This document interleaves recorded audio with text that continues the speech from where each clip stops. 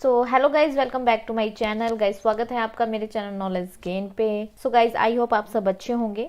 और गाइज आज के हम वीडियो में बात करेंगे कि अगर आपने एक से ज़्यादा कंपनी में काम किया है और अगर आपने एक से ज़्यादा आपकी सर्विस है, तो जो आपकी पुरानी पीएफ मेंबर आईडी है ना, तो उस पुरानी कंपनी का पेंशन का पैसा आप कैसे विड्रॉल कर सकते हैं। तो गाइज ये पूरी जानकारी आपको इस वीडियो में देना चाहती हूँ, जिससे कि आप अच्छी तरह से समझ सके। और गाइज ये वीडियो देखने के बाद आपके मन में 1% भी डाउट नहीं रहेगा, क्योंकि आपको इस वीडियो के थ्रू सही जानकारी मिलेगी। और मुझे काफ़ी लोगों के कमेंट्स भी आ रहे थे कि मैम अगर हमने 3-4 कंपनीज में काम कर रखा है तो उसके पैसे को कैसे विड्रॉ करवाना है, देन अगर पेंशन को हम विड्रॉल करवा सकते हैं कि नहीं। इन सब क्वेश्चन का जवाब गाइज आपको इस वीडियो में मिलेगा।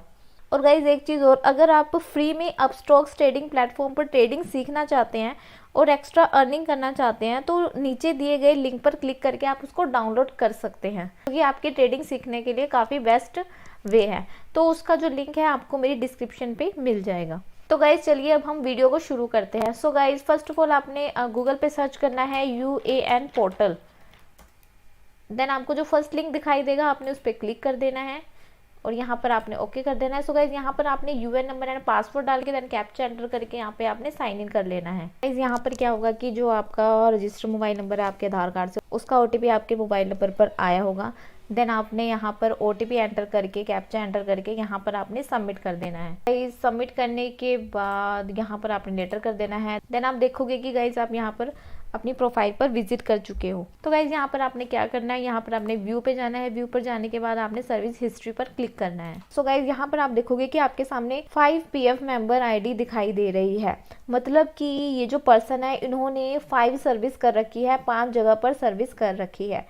और गाइस सबसे लास्ट में जो मेंबर आईडी रहती है ना, वो करंट सर्विस है जो कि आप अभी कर रहे हो, और ये आपका करंट PF अकाउंट भी है। और अगर आपको यहाँ पे थोड़ी भी कंफ्यूजन हो रही है तो आप डेट ऑफ ज्वाइनिंग के द्वारा भी पता कर सकते हैं कि आपका जो लेटेस्ट अकाउंट है वो कौन सा है, जैसे कि आप यहाँ पर लास्ट में देख सकते हैं डेट ऑफ ज्वाइनिंग का। और गाइज अगर आपके UN अकाउंट में एक से ज्यादा PF मेंबर आईडी है और एक से ज्यादा सर्विस है जो कि आपको मेरी स्क्रीन पर दिखाई दे रही है, तो आपने अगर पुरानी PF का पैसा करंट में ट्रांसफ़र कर लिया है, तो पहली बात मैं आपको ये बता दूं कि जब भी आप पुरानी आईडी का पैसा आप करंट आईडी में ट्रांसफ़र करते हैं तो ओनली PF का पैसा ट्रांसफ़र होता है गाइस। पेंशन का पैसा कभी भी ट्रांसफ़र नहीं होता है। तो आपको ये चीज़ ध्यान पे रखनी है कि जो पेंशन का पैसा है वो कभी भी ट्रांसफ़र नहीं होता है। पेंशन के केस में क्या होता है, पेंशन के केस में जो पेंशन की जो सर्विस हिस्ट्री आती है ना, कि आपने कितने साल काम किया है, तो वो सर्विस ट्रांसफ़र हो जाती है आपके करंट PF अकाउंट में। तो ये चीज़ आपको ध्यान रखनी है कि पेंशन का जो पैसा है वो ट्रांसफ़र नहीं होता है, ओनली जो सर्विस होती है वो आपके करंट अकाउंट में ट्रांसफ़र हो जाती है। और गाइज जो पेंशन का पैसा है आपको पुरानी पासबुक में ही शो होगा। और गाइज पेंशन का पैसा कभी भी ट्रांसफर नहीं होगा। Guys only employee and employer share का जो अमाउंट है वो ही ट्रांसफर होता है पुरानी PF अकाउंट से। और गाइज न्यू PF अकाउंट में आपको दिख भी जाएगा कि इतना पैसा आपके PF अकाउंट में था जो कि ट्रांसफर हो गया है आपके करंट PF अकाउंट में।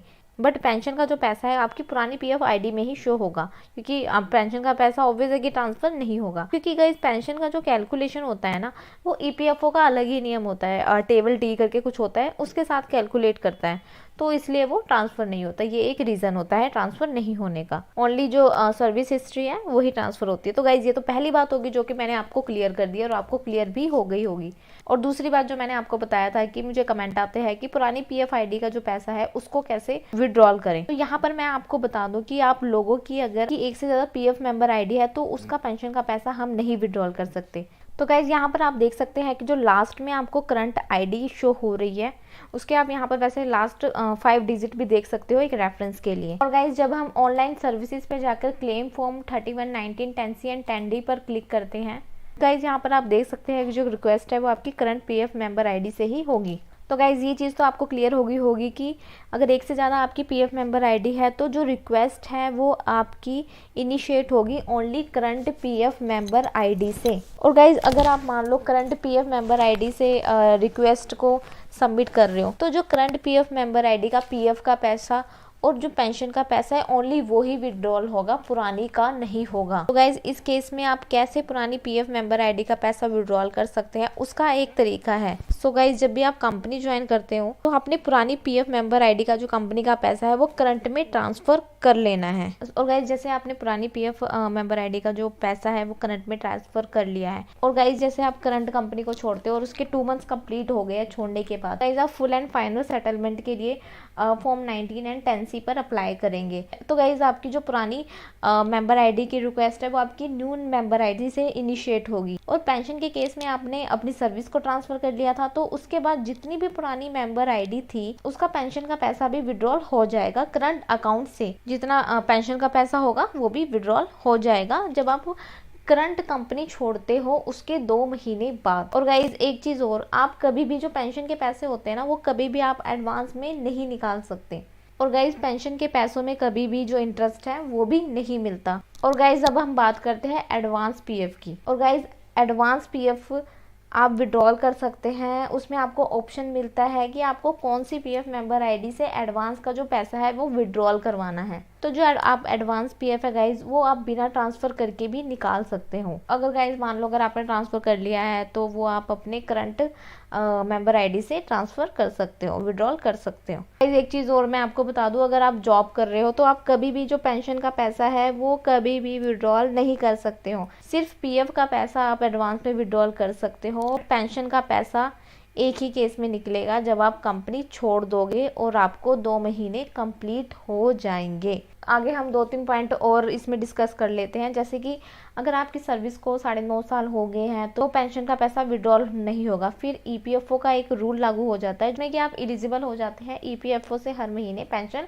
लेने के लिए। और गाइस जब आप 58 ईयर्स के हो गए तो आपको ईपीएफओ की तरफ से हर महीने पेंशन मिलेगी EPS 95 स्कीम के अंडर। और गाइज अगर आपकी सर्विस 6 महीने से कम है तो आपको पेंशन का एक भी पैसा नहीं मिलेगा। ईपीएफओ उस सर्विस को 0 मानता है। और अगर आपकी 6 महीने से 1 या 2 दिन भी ज़्यादा सर्विस हो जाती है तो ईपीएफओ उसको 1 साल के बराबर मानता है। और गाइज अगर आपकी मान लो जो सर्विस है 6 महीने से 1-2 दिन ज़्यादा भी हो जाती है तो ईपीएफओ जो होता है वो उसको 1 साल के बराबर मानता है। तो गाइज ये तो सारा हो गया पेंशन का क्लियर कि आप पेंशन किस केस में निकाल सकते हो, किस केस में नहीं निकाल सकते हो, और आपको कंपनी छोड़ने के कितने टाइम बाद पेंशन के लिए अप्लाई करना है, और क्या आप जब वर्किंग कर रहे हो क्या उसके बीच में भी पेंशन निकाल सकते हो। तो ये सारे डाउट्स मैंने इस वीडियो में क्लियर कर दिए हैं। सो गाइज आई होप आपके काफ़ी डाउट्स इस वीडियो में क्लियर हो गए होंगे। सो गाइज अगर आपको वीडियो अच्छा लगा है तो वीडियो को लाइक करें और ज़्यादा से ज़्यादा शेयर करें।